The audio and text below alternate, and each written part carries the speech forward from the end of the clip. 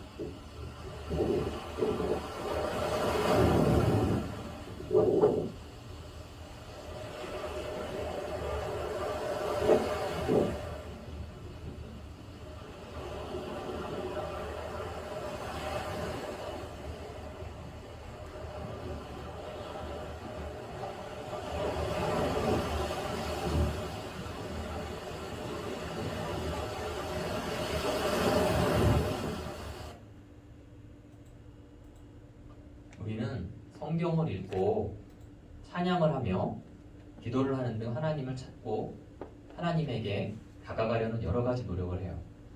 그러면서 실제로 하나님을 체험하기도 하고 능력을 입기도 합니다. 그런데 하늘, 강, 바다, 해, 달 등 자연을 보고 하나님을 묵상하는 것도 쉽고 좋은 방법인 것 같아요. 왜냐하면 하나님은 자연을 창조하신 분이고 자연의 운행을 주관하시는 분이기 때문입니다. 온 땅에 가득한 하나님의 창조의 흔적, 온 땅에 가득한 자연의 신비로움 가운데 하나님을 만나는 저와 여러분이 되기를 소망합니다. 아멘. 2절 말씀입니다. 어린아이들과 젖먹이들의 입으로 찬양하게 하셨으니 주께서 대적들과 원수들과 보복하는 사람들을 잠잠하게 하시려는 것입니다. 오늘 말씀 시편 8편은 다윗의 시인데요. 다윗은 이스라엘의 왕이었고 마태복음에서 예수님은 다윗의 후손으로 오시는 분으로 기록되어 있어요. 오늘 말씀은 예수님을 떠오르게 합니다. 예수께 말하되 그들이 하는 말을 듣느냐? 예수께서 이르시되 그렇다. 어린아기와 젖먹이들의 입에서 나오는 찬미를 온전하게 하셨나이다 함을 너희가 읽어본 일이 없느냐 하시고. 마태복음 21장 16절. 예수님은 예루살렘에 들어가셔서 가장 먼저 성전을 깨끗하게 하셨습니다. 성전 안에서 매매하는 모든 사람들을 내쫓으시고 내 집은 기도하는 집이라 일컬음을 받으리라 하였거늘 너희는 강도의 소굴을 만드는도다 라고 말씀을 하셨어요. 성전 안의 어린이들은 호산나 다윗의 자손이여 라고 소리질렀고 이에 대제사장들과 서기관들은 화를 냈습니다. 화를 내는 그들에게 예수님은 오늘 말씀 시편 8편 2절을 인용해서 말씀하셨어요. 그런데 어린아이들과 젖먹이들은 어떻게 대적들과 원수들과 보복하는 사람들을 잠잠하게 할 수 있는 걸까요? 예수님은 어린아이들과 젖먹이들을 어떻게 바라보고 계실까요? 사람들이 예수께서 만져주심을 바라고 어린아이들을 데리고 오매 제자들이 꾸짖거늘 예수께서 보시고 노하시어 이르시되 어린아이들이 내게 오는 것을 용납하고 금하지 말라. 하나님의 나라가 이런 자의 것이니라. 내가 진실로 너희에게 이르노니 누구든지 하나님의 나라를 어린아이와 같이 받들지 않는 자는 결단코 그곳에 들어가지 못하리라 하시고. 마가복음 10장 13절부터 15절. 예수님은 하나님의 나라가 어린아이와 같은 사람의 것이라고 말씀하셨어요. 어린아이와 같이 하나님의 나라를 받들지 않는 자는 결코 들어갈 수 없다고도 말씀하셨습니다. 우리에게 어린아이와 같은 믿음, 절대적이고 순수한 믿음이 필요한 것입니다. 그럴 때에 우리는 하나님의 나라에 들어갈 수 있고 대적들, 원수들, 보복하는 사람들이 두렵지 않게 되는 것이에요. 다윗이 쓰고 예수님이 인용하신 오늘 말씀을 통해서 우리 믿음을 점검해보고 절대적인 믿음, 순수한 믿음을 갖기를 바라는 저와 여러분이 되기를 소망합니다. 3절부터 5절까지 말씀입니다. 주의 손가락으로 만드신 주의 하늘과 주께서 달아놓으신 달과 별들을 생각해 봅니다. 사람이 무엇이기에 주께서 이렇게 마음을 쓰시며 인자가 과연 무엇이기에 이토록 돌봐주십니까? 주께서 사람을 하늘에 있는 존재보다 조금 못하게 만드시고 영광과 존귀함의 관을 씌우셨습니다. 다윗은 하나님이 창조하신 사람에 대해서 말을 하고 있어요. 사람이 무엇이기에 이렇게 마음을 쓰시며 이토록 돌봐주시냐고 묻고 있습니다. 다윗은 사람을 하늘에 있는 존재 또는 하나님보다 조금 못하게 만들었지만 영광과 존귀함의 관을 쓴 존재로 깨달았습니다. 여러분은 아마 창세기 1장을 통해서 천지창조의 말씀을 잘 알고 있을 거예요. 하나님은 첫째 날에는 빛을, 둘째 날에는 하늘을, 셋째 날에는 땅을 만드셨고요. 넷째 날에는 해와 달과 별들을, 다섯째 날에는 물고기와 새들을, 그리고 여섯째 날에는 파충류와 육식동물 그리고 인간을 창조하셨어요. 그리고 마지막으로 일곱째 날에는 쉬셨습니다. 그런데 성경에서 말하는 천지창조와는 달리 학교에서나 TV의 과학 프로그램 같은 데서는 빅뱅 이론이라는 것을 말합니다. 빅뱅 이론이란 우주의 시초에 모든 에너지와 물질이 상상할 수 없이 작고 뜨거운 원시 태양 안에 최소 용적과 최대 밀도와 최고 온도로 압축되어 있다가 137억 년 전에 빅뱅이라고 부르는 엄청난 대폭발과 함께 우주가 탄생했다는 것인데요. 여러분들 중에서 아마도 교회에 가면 천지창조에 대해서 듣고 학교에 가면 빅뱅 이론을 배우고 혼란스러워하는 친구들도 있을 수가 있어요.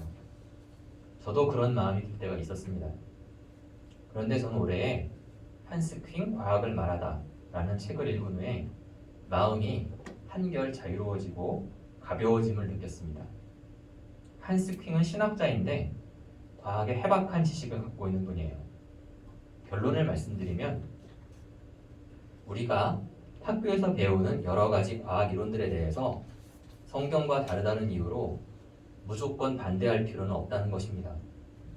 그리고 과학 이론들을 구체적으로 연구하다 보면 합리적으로 설명하기 어려운 부분, 하나님의 임재가 필요한 부분이 있다는 것이에요. 빅뱅 이론도 마찬가지입니다. 빅뱅 이후에 에너지와 질량, 핵력, 중력과 에너지 등 정밀 조정이 없었다면 현재 우리는 존재할 수 없었을 것이라고 합니다. 이러한 정밀 조정이 너무나 정확해서 생명이 탄생할 수 있었다고 해요. 과학자들은 이것을 인본 원리라고 부르는데요. 바로 우주의 초기 조건들이 나중에 생명을 탄생시킬 수 있도록 사전에 미리 주어져 있었다는 것입니다. 바로 이 부분에서 하나님의 임재를 생각해 볼 수 있다고 해요. 따라서 성경은 천지창조를 말하고 과학은 빅뱅 이론을 말하지만 결론은 같습니다. 사람이 이 땅에 존재할 수 있게 되었고 사람은 하나님의 형상을 닮은 소중한 존재라는 것입니다. 여러분 학교에 가면 과학 공부를 열심히 즐겁게 하시기 바라요. 그리고 우리에게 영광과 존귀함의 관을 씌워주신 하나님께 감사하는 저와 여러분이 되기를 소망합니다. 아멘. 6절부터 8절까지 말씀입니다. 또 주의 손으로 만드신 것을 사람이 다스리게 하시고 모든 것을 사람의 발 아래 두셨습니다. 곧 모든 양들, 소들, 들짐승들, 공중의 새들, 바다의 물고기들, 바닷길을 헤엄쳐 다니는 모든 것들을 다스리게 하신 것입니다. 하나님은 사람에게 다른 생물들을 다스리게 하셨는데요. 우리가 잘 알고 있는 창세기 1장 말씀을 보겠습니다. 하나님이 자기 형상, 곧 하나님의 형상대로 사람을 창조하시되 남자와 여자를 창조하시고 하나님이 그들에게 복을 주시며 하나님이 그들에게 이르시되 생육하고 번성하여 땅에 충만하라 땅을 정복하라 바다의 물고기와 하늘의 새와 땅에 움직이는 모든 생물을 다스리라 하시니라. 창세기 1장 27절부터 28절. 여기에서도 다스리다, 룰 오버라는 단어가 눈에 띄는데요. 다스린다는 것은 어떤 의미일까요? 하나님은 사람을 제외한 다른 생물들을 어떻게 바라보고 계시나요? 하나님이 홍수로 세상을 심판하신 후에 새로운 언약을 세우시는 창세기 9장 말씀을 보면 좀 놀랍습니다. 하나님이 노아와 그와 함께한 아들들에게 말씀하여 이르시되 내가 내 언약을 너희와 너희 후손과 너희와 함께한 모든 생물 곧 너희와 함께한 새와 가축과 땅의 모든 생물에게 세우리니 방주에서 나온 모든 것 곧 땅의 모든 짐승에게니라. 내가 너희와 언약을 세우리니 다시는 모든 생물을 홍수로 멸하지 아니할 것이라. 땅을 멸할 홍수가 다시 있지 아니하리라. 창세기 9장 8절부터 11절. 네, 그렇습니다. 하나님은 내가 내 언약을 너희와 너희 후손과 너희와 함께한 모든 생물에게 세우리니 라고 말씀하셨어요. 하나님이 말씀하신 다스리다, 룰 오버는 억압하는 것, 불복시키는 것이 아니에요. 그것은 사랑하고 이해하는 것에 가깝습니다. 하나님이 우리를 사랑하시는 것처럼 우리도 다른 생물들을 사랑하는 사랑의 다스림이어야 할 것입니다. 마지막으로 우리가 시편 1편을 볼 때에 시편은 시이고 찬양이고 기도라고 말씀드렸는데요. 오늘 말씀 시편 8편에 관한 찬양을 함께 보겠습니다.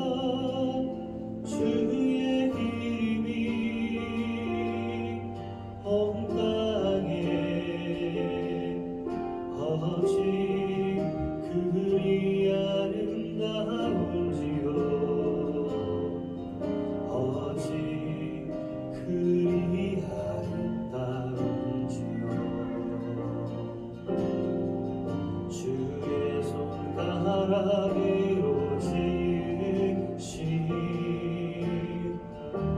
주의 하늘과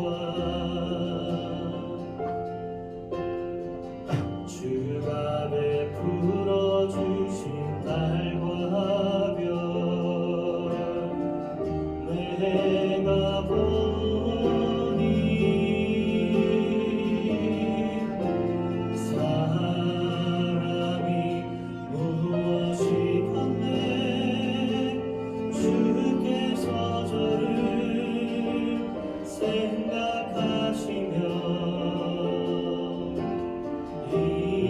인자가 무엇이건대 저를 권고하시나이까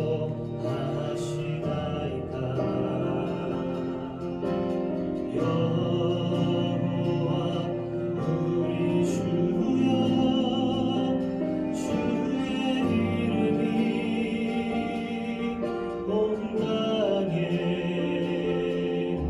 어찌 그리 아름다운지요 어찌 그리 아름다운지요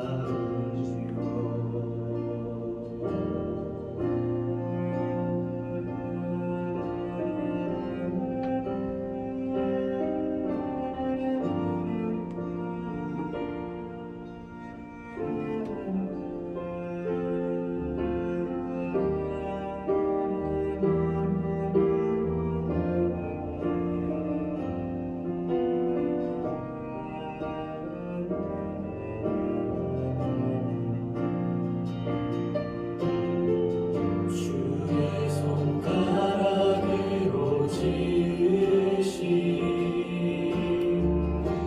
주의 하늘과 주가 베풀어 주신 달과 별 내가 보니 사람이 무엇이건대 주께서 저를 생각하시며 인자가 무엇이건대 저를 권고하시나이까 여호와 우리 주여 주의 이름이 온 땅에 어찌 그리 아름다운지요 어찌 그리 아름다운지요 여호와 우리 주여 주의 이름이 온 땅에 어찌 그리 아름다운지요 어찌 그리 아름다운지요